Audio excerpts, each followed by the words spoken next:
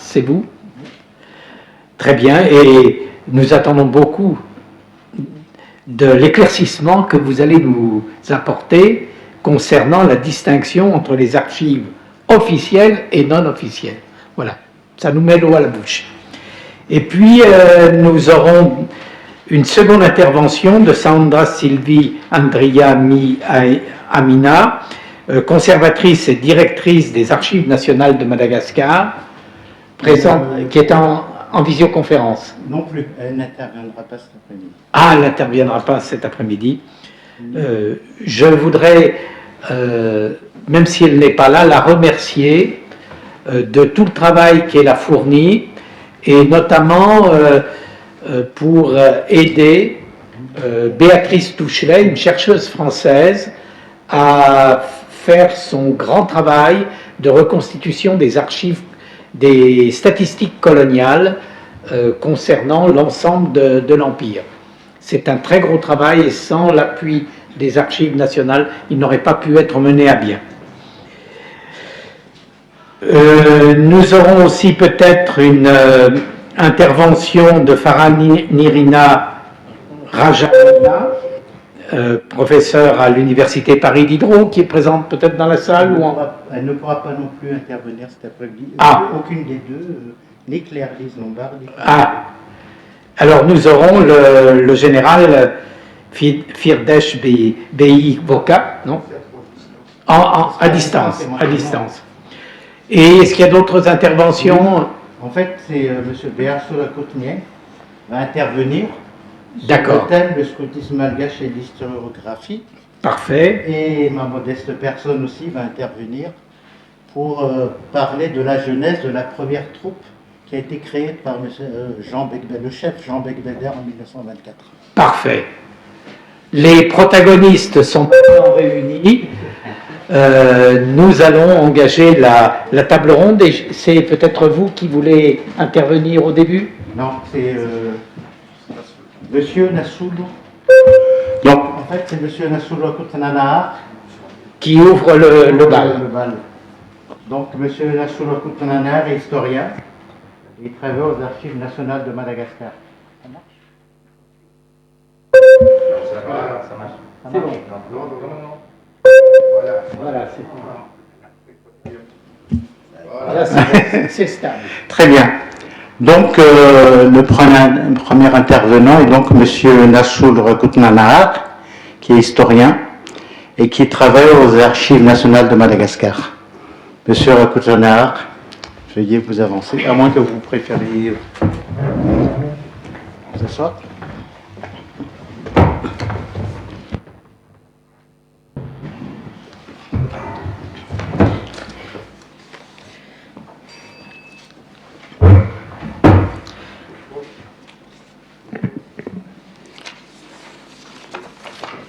Je vous en prie. Oui, mesdames et messieurs, honorables assistants ici présents dans la salle de présentation de l'Académie des sciences d'Outre-mer à Paris, monsieur le secrétaire perpétuel, merci beaucoup de nous avoir dans cet après-midi pour nous donner une opportunité pour qu'on puisse présenter nos recherches en tant que jeune historien et archiviste de Madagascar. De prime abord, je tiens à féliciter tous les membres de l'association Scout ici présents parce qu'on a cette année fêté le centenaire d'anniversaire de son existence depuis et nous vous souhaitons une future sans à venir. Merci beaucoup.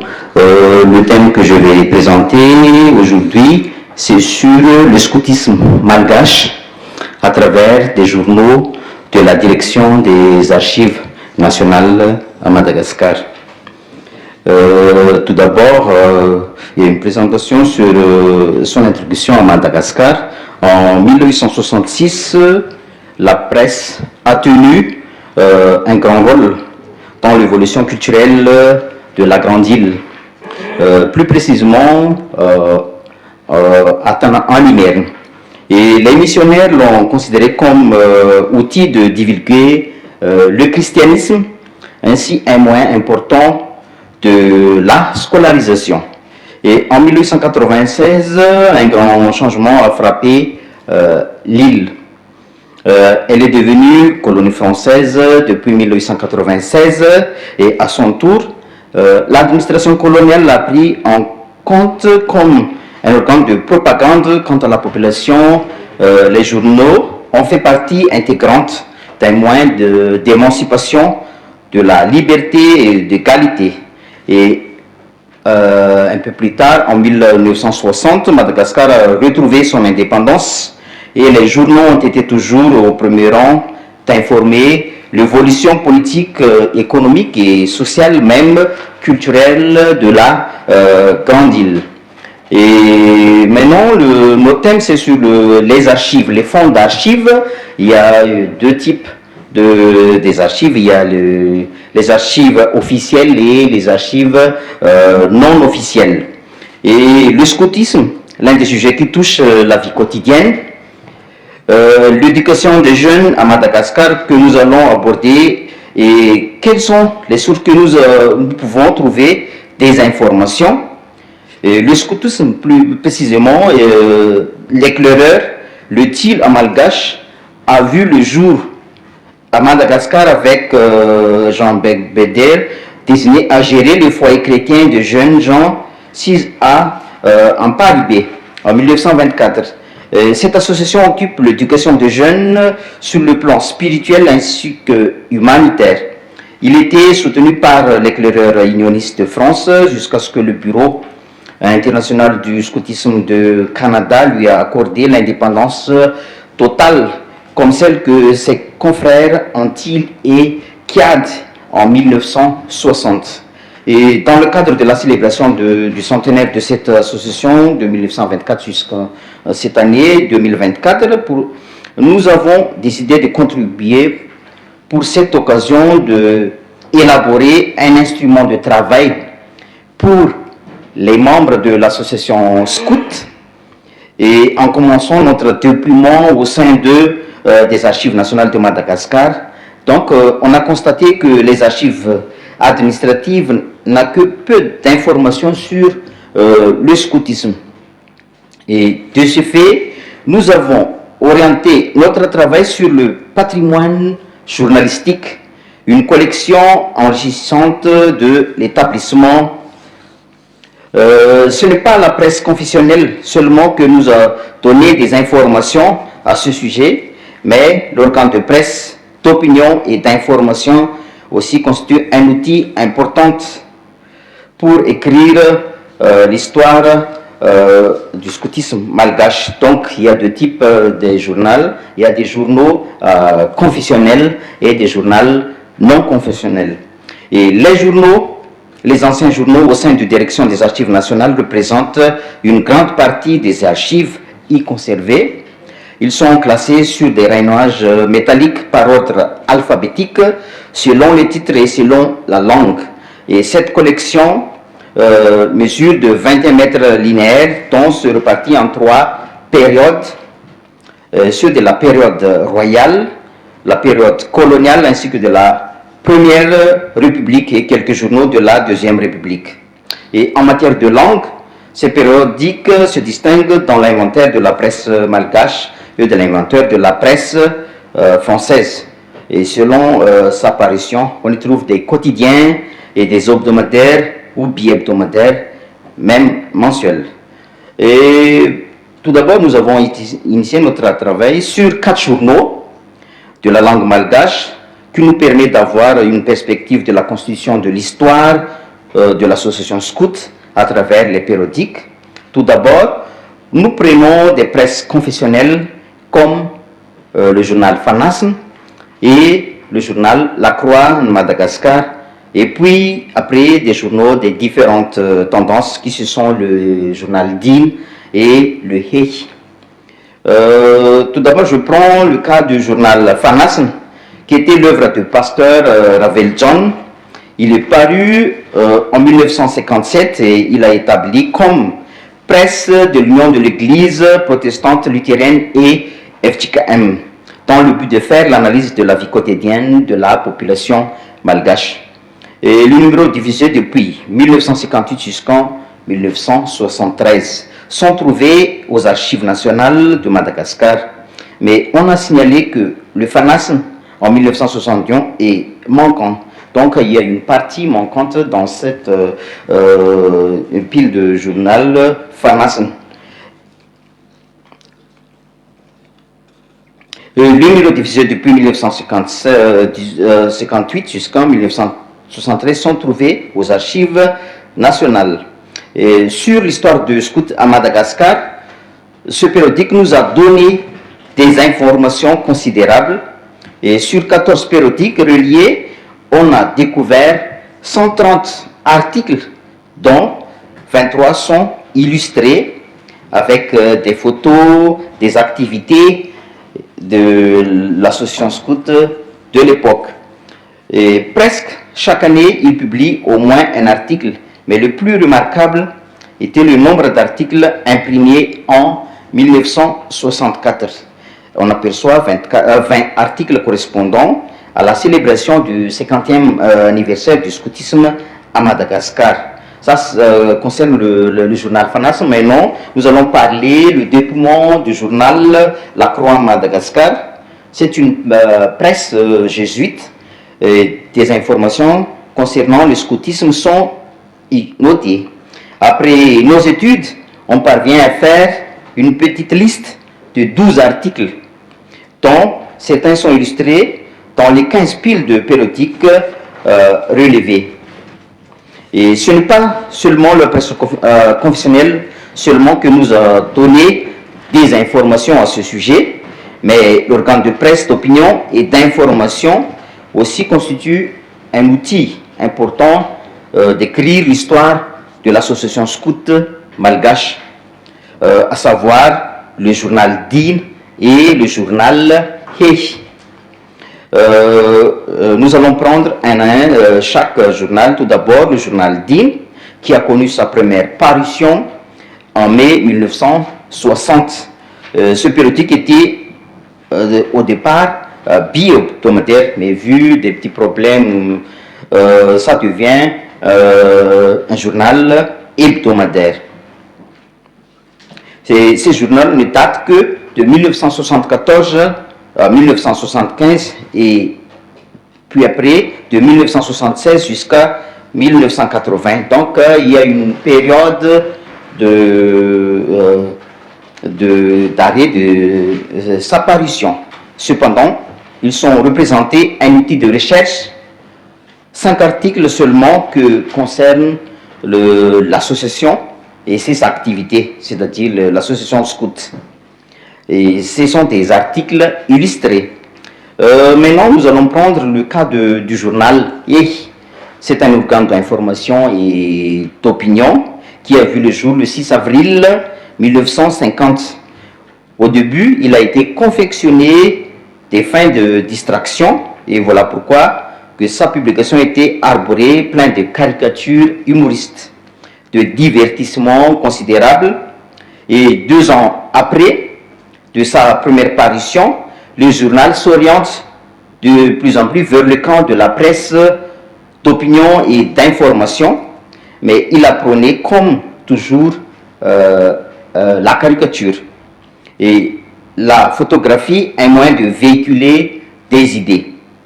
Et la direction des archives nationales possède une grande pile de journal qui est reliée et datée de 1950 jusqu'en 1973. Et ce journal disposait d'une abondante illustration, surtout concernant l'association scout. Et nous avons relevé plus de 27 articles, 27 clichés, pardon, et il a consacré 54 articles pour les activités de l'association scout. Et à la fin de notre dépouillement, nous avons pu relever de grandes idées.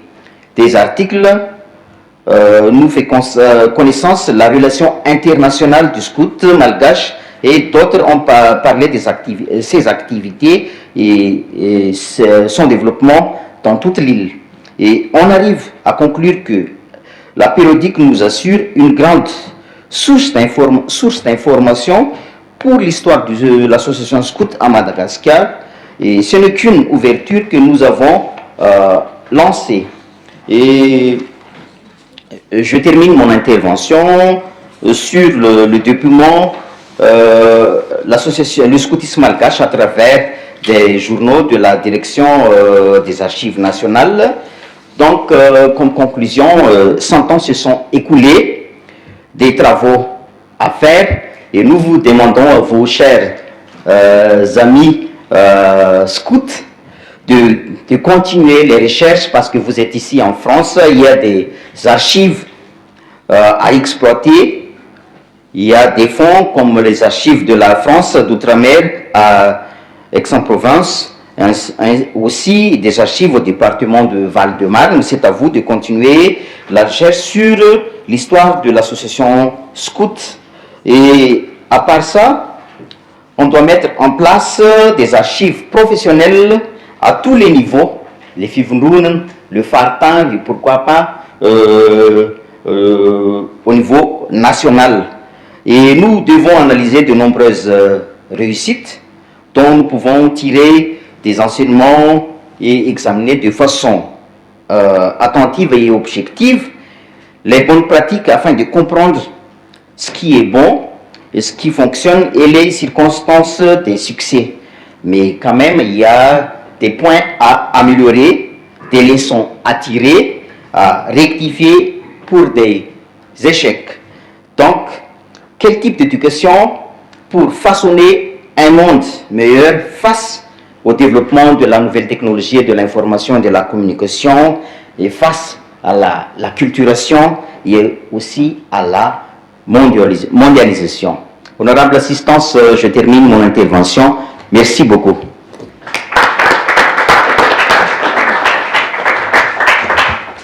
Nous remercions donc M. Nassour Rakoutananaar, historien, et qui travaille aux Archives nationales de Madagascar, qui nous a tracé l'historique et l'importance des périodiques malgaches pour l'histoire du scoutisme. En particulier, il nous a cité 3 quotidiens, le Fanasna, le périodique Din et le Gazette Hey. Et dans chacun de ces journaux, l'on a pu recenser le nombre d'articles et de clichés qui sont à la disposition et des scouts en activité et des divers chercheurs.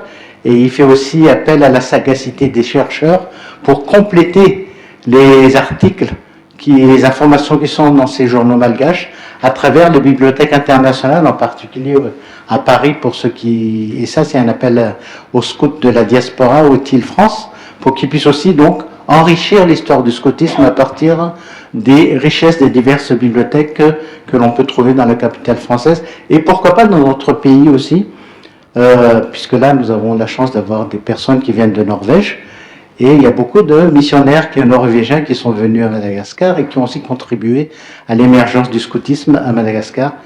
Merci Monsieur Nassour Rakoutananaar.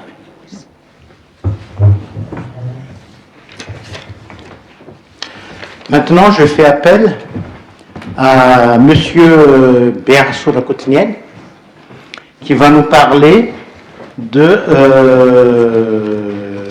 scoutisme malgache et de l'historiographie.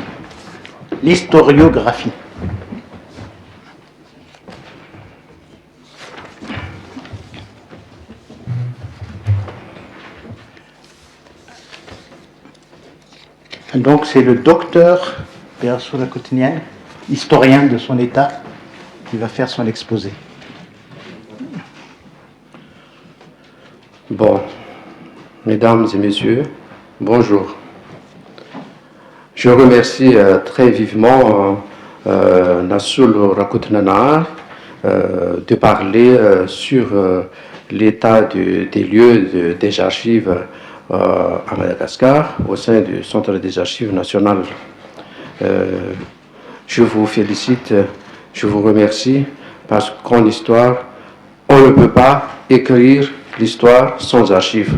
Merci beaucoup, Nassour Rakoutananaar. Et maintenant, je vais parler du scoutisme à Madagascar et l'historiographie. Je je pose une question. On est où l'historiographie sur le scoutisme malgache? La recherche historique sur ce sujet reste à désirer dans chacune des 3 grandes périodes de l'histoire définies par les organisateurs de cette rencontre. Pourtant, les thèmes de recherche sont nombreux. Notons que l'histoire du scoutisme malgache contribue très largement, non seulement à l'histoire de l'éducation, mais également aux relations entre les Français et les indigènes malgaches dans la période coloniale. Ce qui signifie que plusieurs axes de recherche sont possibles.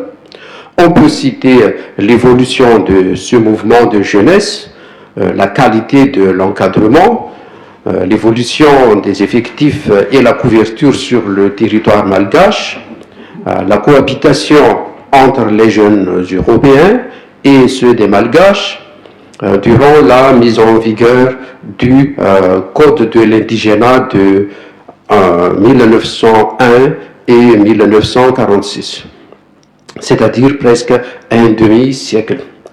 On peut s'interroger sur la position de cette association et la majeure partie des éclaireurs pendant les différentes luttes nationalistes à Madagascar, notamment l'insurrection de mars 1947-1948, etc., etc.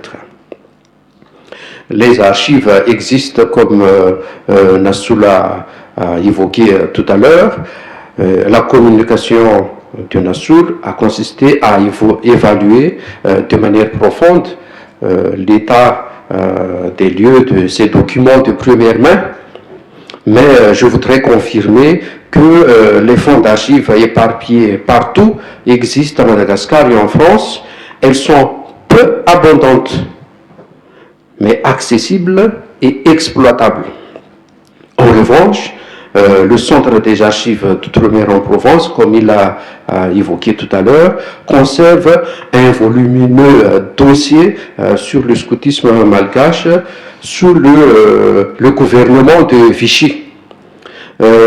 Madame Sawanda Sylvie Ndiamniam, ancienne directrice des archives nationales malgaches, qui s'est excusée pour aujourd'hui.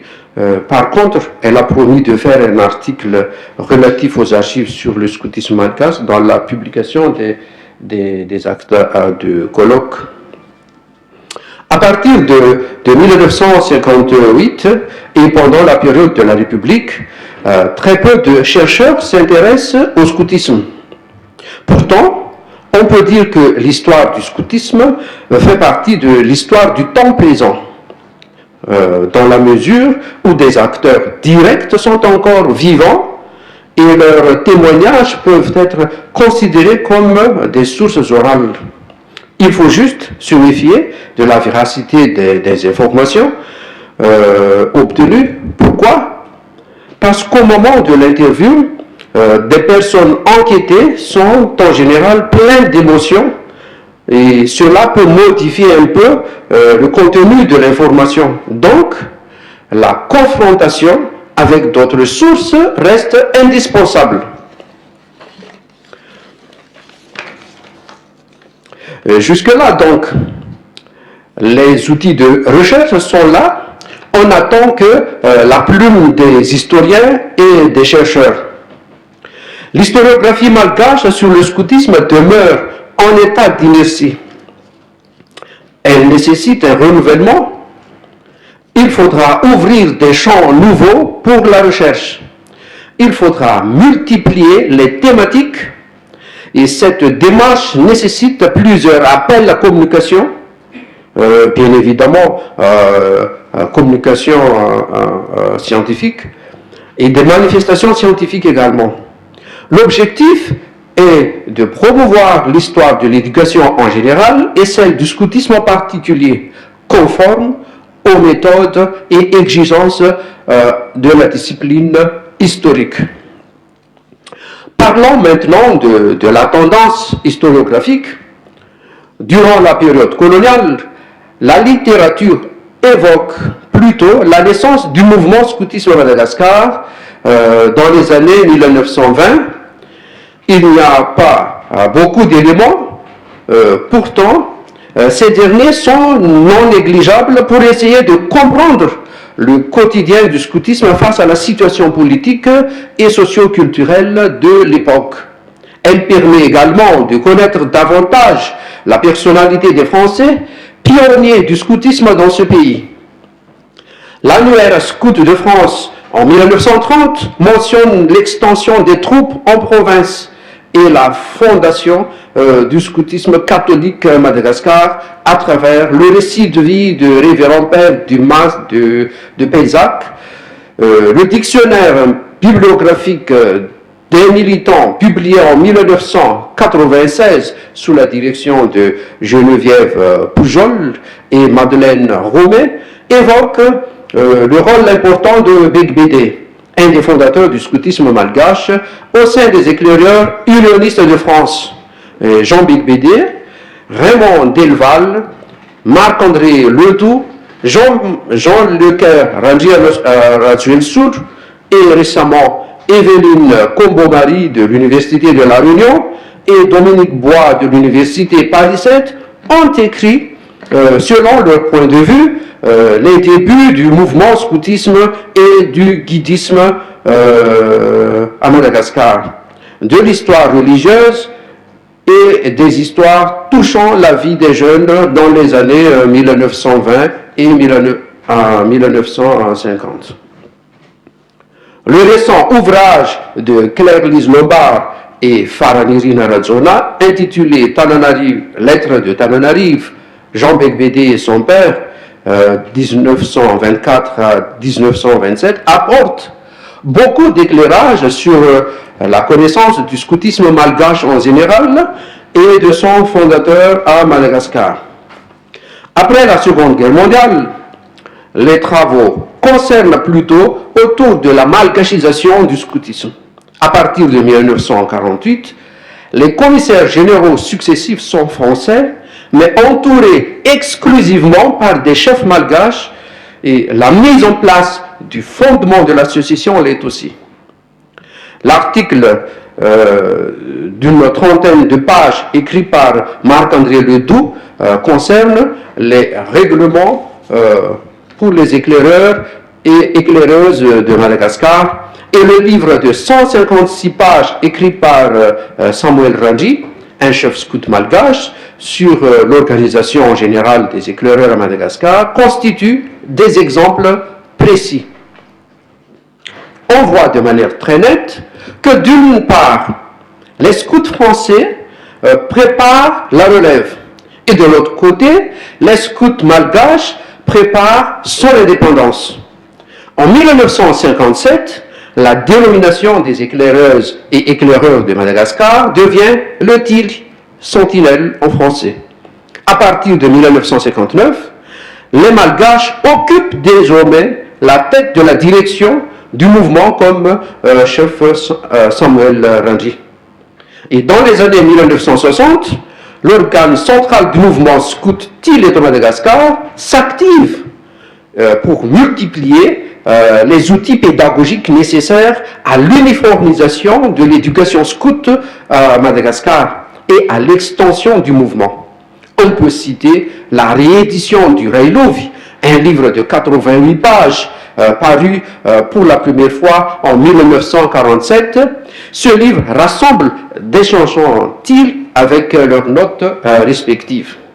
Toujours dans les années 1960, l'histoire du scoutisme malgache tend à faire connaître la vie des troupes au sein des différentes églises. Citons l'article de Jean-Claude Léveillé intitulé Trive 1, Scoutisme et croisée de culture 1924 à 2024, paru dans un numéro spécial de Sud Expo, journal de la tribu de la Croix du Sud. Et cet article de 46 pages est publié à l'occasion du 70e anniversaire de la création de la Trive 1.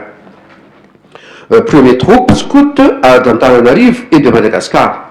Et et chef Alain-Pierre Bernard parlera tout à l'heure de la naissance de cette troupe. Mais ce qui nous intéresse ici, c'est le contenu de cet article et son portée. On voit également dans cet article l'implication de Césaire Rabienour, qui a préfacé l'article. En 1960, Césaire Rabienour fait partie de la délégation malgache qui négocie avec le gouvernement français les modalités de l'indépendance de Madagascar. De 1960 à 1967, il est commissaire général au plan. Il se trouve successivement à la tête de plusieurs départements ministériels. Il préside l'Académie malgache entre 1973 et 2002. Il est membre associé à l'Académie des sciences d'outre-mer à partir de 1977. Et il est donc un grand homme, un grand commis de l'État, diplomate, mais pas seulement, il est scout. Malheureusement, la trace de son aventure au sein du scoutisme malgache reste introuvable, faute d'archives. L'histoire du scoutisme à travers l'histoire d'Église et de la religion est possible, mais jusqu'à maintenant, elle demeure en stade embryonnaire. Côté universitaire, des thèses sur le scoutisme malgache ne sont pas encore au rendez-vous. Les mémoires existent et traitent plutôt la sociabilité, le capital humain et le développement personnel à travers le scoutisme. J'avais le privilège de consulter l'intranet de l'université d'Antananarivo durant cette recherche sur l'historiographie et le scoutisme malgache. Seulement une dizaine de mémoires de fin d'études pour l'obtention de diplôme de Master 2 concernent le scoutisme. On peut citer le mémoire de Razafiar Voun et Vululunzar intitulé « Éducation et socialisation par le scoutisme », le mémoire de Rapenarivo Lantuloria intitulé « Andriamatun Jambar, pasteur aumônier militaire, un témoin dans son temps ». Et notons que Andriamatun Jambar faisait partie, il était le commissaire général du scoutisme pendant une certaine période, mais je n'ai pas les dates précises. Pour finir, les documents d'archives sur le scoutisme existent, peu nombreux, mais ils sont accessibles et exploitables. De manière générale, l'histoire de cette puissante organisation n'intéresse que peu de chercheurs. Elle attire moins les étudiants que d'autres secteurs de l'histoire. Néanmoins, cette histoire contribue très largement à l'histoire de l'éducation à Madagascar. Par conséquent, on peut dire sans jambage que l'histoire du scoutisme malgache reste à construire. L'émergence de champs historiques nouveaux est nécessaire. Mesdames, Messieurs, chers assistants, je remercie de votre attention.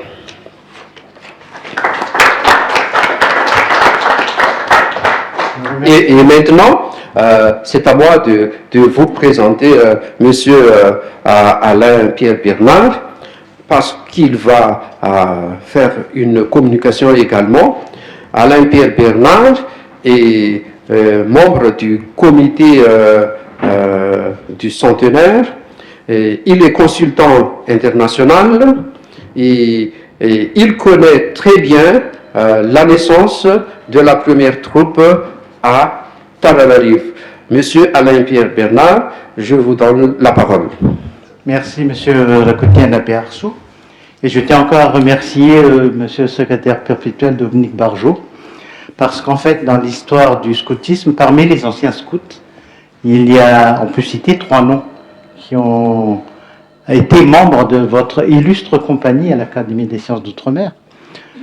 Outre le professeur Akutrati Mamang, qui a été le premier ambassadeur de Madagascar à Paris, qui était membre correspondant de votre compagnie. Il y a eu aussi Monsieur Raymond Delval, qui était un scout au sein des scouts de France à Madagascar, et qui a été élu au sein de votre, et d'ailleurs a été sous-secrétaire perpétuel, je crois, au sein de l'Académie des sciences d'outre-mer. Il est de père français et de mère malgache. Et tout à l'heure, nous allons citer, Koutenay Aberchou a cité M. Césaire Abénour, ancien scout, qui a été aussi membre de votre illustre compagnie.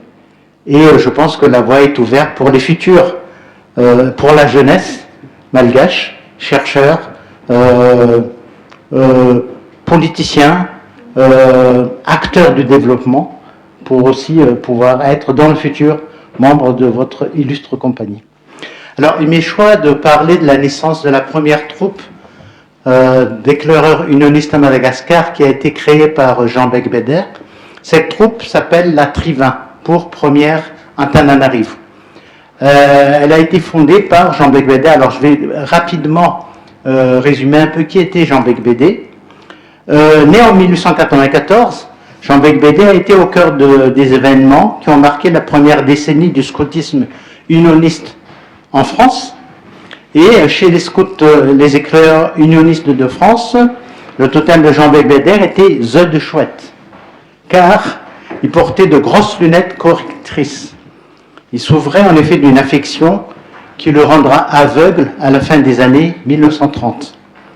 En 1919, il sera nommé commissaire national des éclaireurs unionistes de France jusqu'en 1923, veille de son départ pour Madagascar. Il défend ses idées sur les vertus du scoutisme dans la thèse de doctorat en droit qu'il a soutenue en 1923. Le scoutisme offre la meilleure méthode pour compléter l'œuvre de l'école, selon Jean Becbéder. Au cœur de la problématique de sa thèse, il cite que la préparation des jeunes au suffrage universel, exercée dans la compréhension claire des enjeux et ainsi que des insuffisances des leçons d'instruction civique dans la formation des futurs électeurs, tant par son objectif, c'est-à-dire la mise en valeur de l'individu pour le meilleur service de tous, selon Baden-Powell, que par la pédagogie scout, adaptée à chaque tranche d'âge, et ainsi que l'attention portée à un idéal religieux. Le scoutisme offre la meilleure méthode pour compléter l'œuvre de l'école selon Becbéder. L'efficacité du suffrage universel en serait garantie, sujet ô combien d'actualité actuellement à Madagascar. Jean Becbéder a une dizaine d'années d'expérience dans l'encadrement de jeunes protestants français lorsqu'il arrive à Tananarive le 20 mars 2024. Ainsi, Jean Becbéder peut-il introduire le scoutisme protestant à Madagascar tout en s'occupant de l'Union chrétienne des jeunes gens de Tananarive. Alors, l'Union chrétienne des jeunes gens, c'est une association qui a été créée en 1852 et qui est la version française de Young Men Christian Associations, YMCA. Et ce sont donc les plus anciens mouvements de jeunesse protestante en France. Le principal but de l'Union chrétienne de jeunes gens est l'évangélisation des jeunes par des jeunes. Dans cette perspective, elle s'intéresse à toutes les dimensions de leur formation, que ce soit religieuse, intellectuelle et physique. Ainsi, les premières patrouilles d'éclaireurs unionistes, quant à elles, se créent en France en 1911. L'année suivante, elles forment au sein de l'Union chrétienne de changement des jeunes gens un mouvement distinct, doté de sa charte propre. L'Association des éclaireurs unionistes forme en 1920 un mouvement de jeunesse autonome de l'Union chrétienne de jeunes gens. Les éclaireurs sont rattachés à l'éducation complète, donc chrétienne, des garçons de Baden-Powell, et le côté unioniste privilégie l'évangélisation. Alors, je reviens donc à Becbéder. Il arrive donc à Madagascar, à Tananarive, plutôt le 20 mars 2024. Ancien commissaire national des éclaireurs unionistes de France, Jean Becbéder est l'initiateur à Madagascar du scoutisme protestant et fondateur du foyer d'Atsamant, qui est une section de l'Union chrétienne de jeunes gens de France. Et ce foyer d'Ansamant, rappelons-le, a marqué des Malgaches ainsi que des Français appartenant à 2 ou 3 générations. Jean Beigbeder a reçu le surnom affectueux de Rabeg de la part de ses scouts. C'est un surnom affectueux à consonance malgache qui témoigne de son adoption par une certaine élite de la capitale. Jean Beigbeder a fait 2 séjours à Madagascar, de 1924 à 1927, puis de 1934 à 1937. Il a fondé à Tana donc une section de l'Union chrétienne de jeunes gens qui fonctionne grâce aux missions et aux communautés processance malgaches, sans oublier l'investissement à titre privé d'un grand nombre de personnes, connues ou non. Il a ambitionné, dès le départ, de faire du foyer d'Ansaman, du foyer, à l'époque c'était en Parbé, un centre culturel franco-malgache avec une revue bilingue de la section tananarivienne et des causeries faites indifféremment en français ou en malgache. Ainsi, Jean Beigbeder avait la volonté d'intervenir dans le registre de la médiation entre les 2 cultures françaises et malgaches. Le foyer, dans Parbé, offrait à des jeunes gens une grande ouverture sur le plan culturel. Ainsi, les étudiants en médecine avaient joué une adaptation en malgache du Médecin malgré lui de Molière. Le foyer accordait également de l'importance à la culture malgache quand l'administration essayait de brider les aspirations d'une élite à la recherche des valeurs perdues. Lesquelles valeurs perdues? C'était l'indépendance, justement, recouvrir l'indépendance. En plus de cette intelligence des situations, Beigbeder entretient à titre personnel des relations avec un certain nombre de malgaches. Le pasteur Ranzavoul, son adjoint au foyer, lui donne des cours de malgache. Quant à lui, le pasteur Avelzon se déplace chez lui, par exemple, pour apporter quelques plants de fleurs à Madame Beigbeder.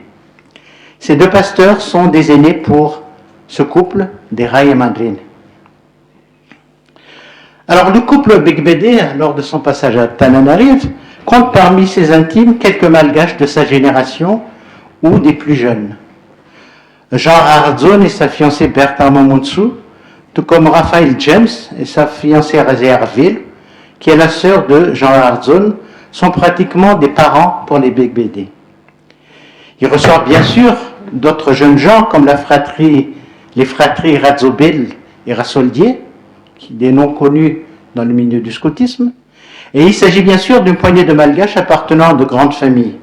Il n'en reste pas moins qu'en contexte colonial, ce genre de sociabilité relève de l'exception. Jean Beigbeder parle dans ses lettres, qu'a cité notre frère Béarsou Lekotniel, lettre de Tananarive, il parle de la vitalité de la chrétienté malgache dans Tananarive, sans lesquelles les mouvements de jeunesse n'auraient pas pu avoir autant d'influence. Il faut rappeler que la première troupe d'éclaireurs à Madagascar a été créée par le révérend Radley de l'église épiscopale, anglicane donc, et était constituée à l'époque de 5 éclaireurs. Cette patrouille d'éclaireurs a été créée en 1922. Vient ensuite les scouts de France, catholiques, qui sont reconnus officiellement à Madagascar le 9 juin 1923. Donc, Jean Beigbeder débarque à Tamatave le 18 mars 1924 et arrive à Tananarive le 20 mars 2024.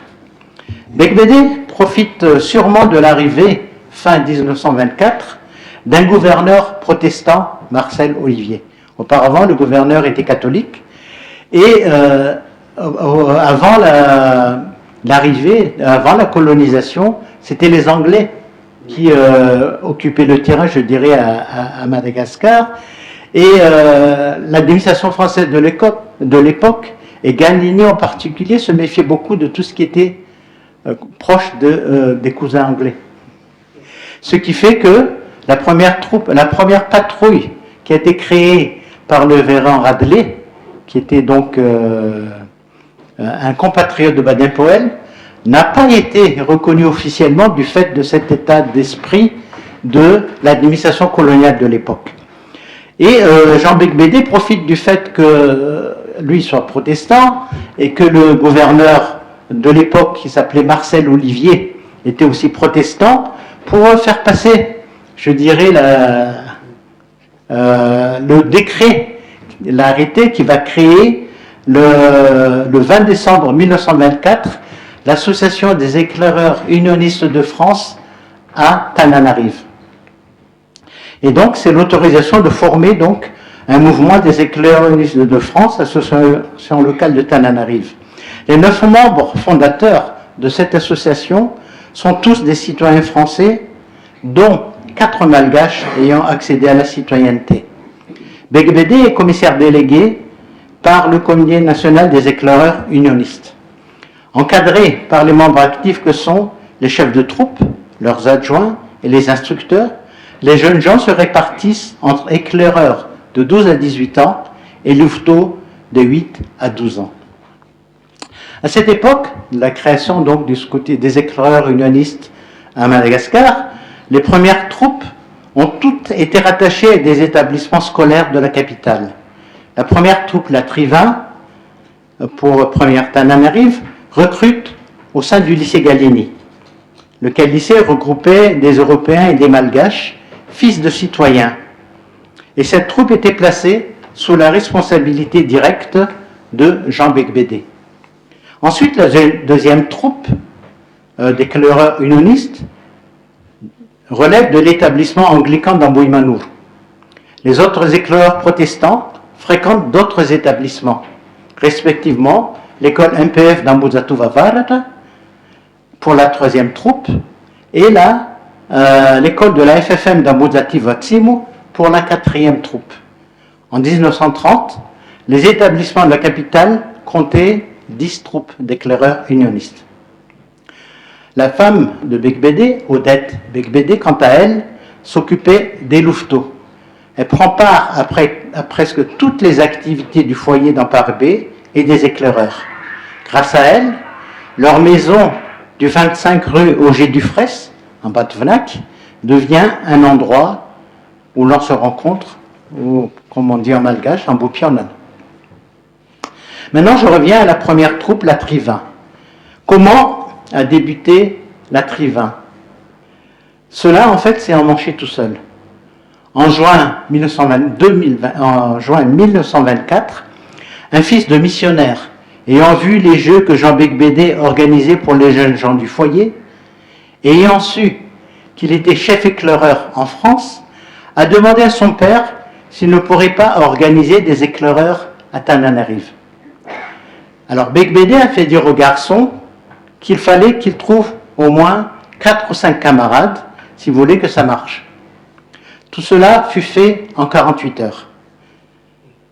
Le jeune est revenu et après 2 jeudis, Odette Beigbeder se retrouva donc à la tête de 7 futurs louveteaux et Jean Beigbeder à la tête de 5 futurs éclaireurs.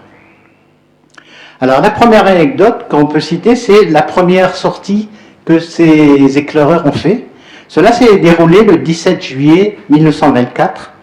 Beigbeder amène alors ces 6 éclaireurs en excursion pédestre. Ils ont suivi des bords de Licoupe sur 3 km, puis ont fait des jeux sur une plage de sable et pataugée. Ils ont traversé la rivière dans une pirogue servant de bac. Ils ont fait la popote près de Mazuriv. Et après une piste de 2 km, ils ont fait une course aux plantes avec une leçon de fleurs tropicales donnée à Beigbeder par ses garçons. Ensuite, ils sont montés à l'observatoire où le père Poisson leur montre ses appareils de météorologie et son sismographe. Ils quittent ensuite l'observatoire, car ils ont rendez-vous un peu plus loin avec les louveteaux de Odette Beigbeder, ceux-ci étant venus à la rencontre des éclaireurs sous la conduite de leur cheftaine. Ils ont ensuite un goûter ensemble, jeux et retours se sont faits très gaiement. Ce fut une bonne journée qui n'a été suivie d'aucune fatigue ni d'aucune fièvre pour personne. Le couple Beigbeder continue à former des éclaireurs et des louveteaux éclaireurs et à faire d'autres sorties par la suite.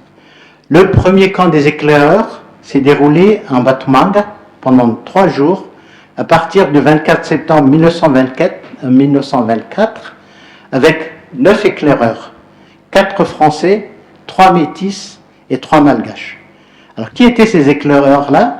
Il y avait d'abord Alfred Perrault, fils du pasteur Henri Perrault, de la paroisse internationale d'Andoine. Ensuite, Maurice Gardot, d'origine catholique. Il y a eu Takis Stylianeas, de famille grecque, et qui suit les cultes orthodoxes qui ont été présidés par le révérend protestant Radley. C'est marrant, lui, il présidait le culte orthodoxe aussi, à l'époque. Il y a eu Paul Larguier, de mère malgache et de père français protestant.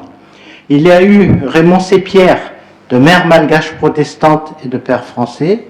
Il y a eu Maurice et Edmond Rakoutmank. Il y a eu Bertrand Radzofer et Jean Becbédé. Paraît-il que les éclaireurs sont revenus enchantés de ce premier camp. Alors maintenant, et pour terminer, je vais vous citer comment s'est fait la constitution de l'association locale des éclaireurs unionistes à Antananarivo.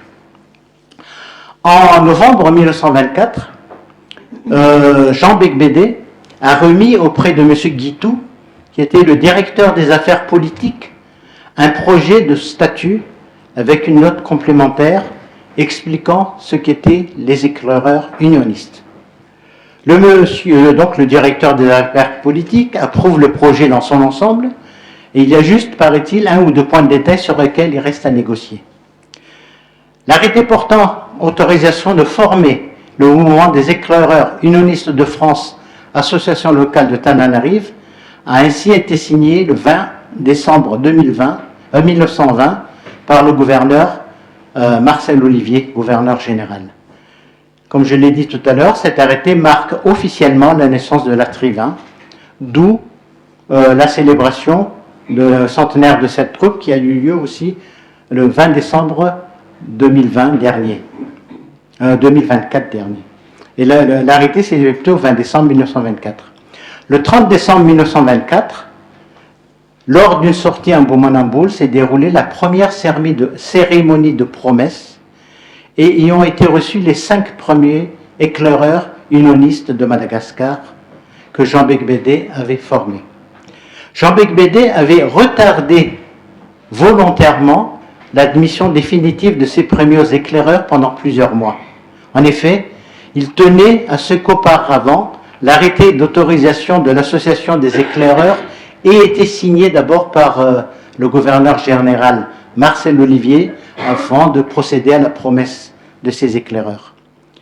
Et Jean Becbédé a été bien content de pouvoir remettre à ces garçons leur insigne avant que l'année 1924 ne fût terminée. Parmi ces premiers éclaireurs unionistes, nous pouvons citer Bertrand Radzofer, Alfred Perrault, dont le totem était Fous, Paul Larguier et Takis Stylianeas. Le 19 février 1925, 7 nouveaux aspirants font leur promesse et les premières patrouilles ont pour nom alors Panthère et les loups. Nous allons arrêter là l'évocation du passé et tout à l'heure, pour la Trivin actuelle, la Trivin de 2024, nous allons plutôt vous partager un petit film. Merci. Merci beaucoup, chef Alain-Pierre Bernard, de cette communication très intéressante qui nous fait connaître l'histoire de la première troupe à Tananarive. Et vous voyez que l'histoire du scoutisme à travers l'histoire d'église et de la religion est possible. Donc, je vais insister les différentes troupes existantes à Madagascar de créer un centre d'archives pour conserver les documents sur le mouvement, pour pouvoir écrire l'histoire des troupes à Madagascar. Et maintenant, donc, je demande aux techniciens projeter le film sur la Tri 21, si possible. Donc c'est la Tri 20, c'est la première troupe créée par Jean Becbédé. On a vu qu'elle est née en 1924. On va voir si elle est toujours là en 2024. Et c'est l'objet de ce petit film.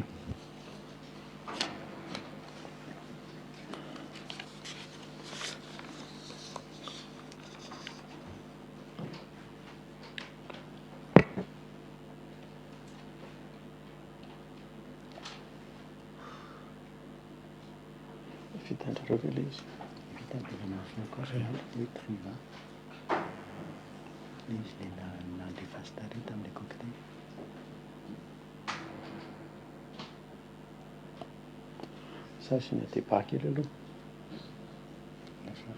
Bon, le temps qu'on trouve le film, peut-être on va ouvrir un débat sur les 3 communications qui ont été faites. Et donc, le débat est...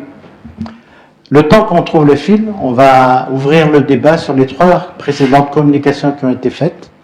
Donc, la parole est... c'est 100 ans. Voilà le film.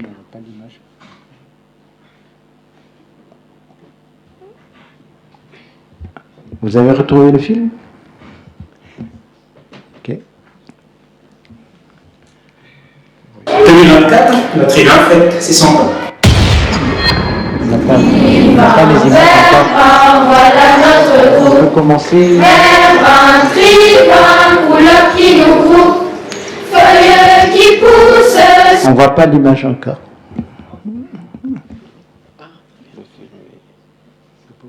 Filmé très récemment.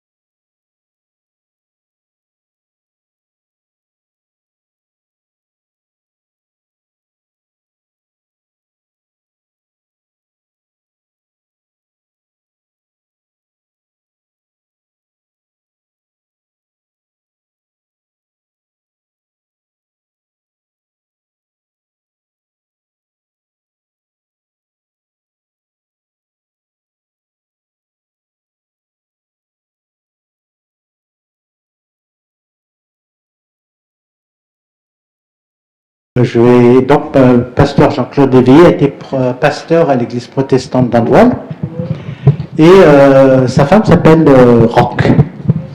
Et quand on rentre ici, au rez-de-chaussée, vous avez la photo de Galini avec ses 3 généraux, dont le général Roch, qui est donc le grand-père de Madame Léveillé.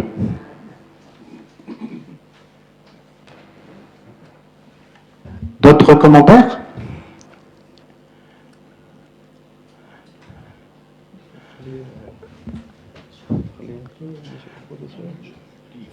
Vous avez trouvé le film?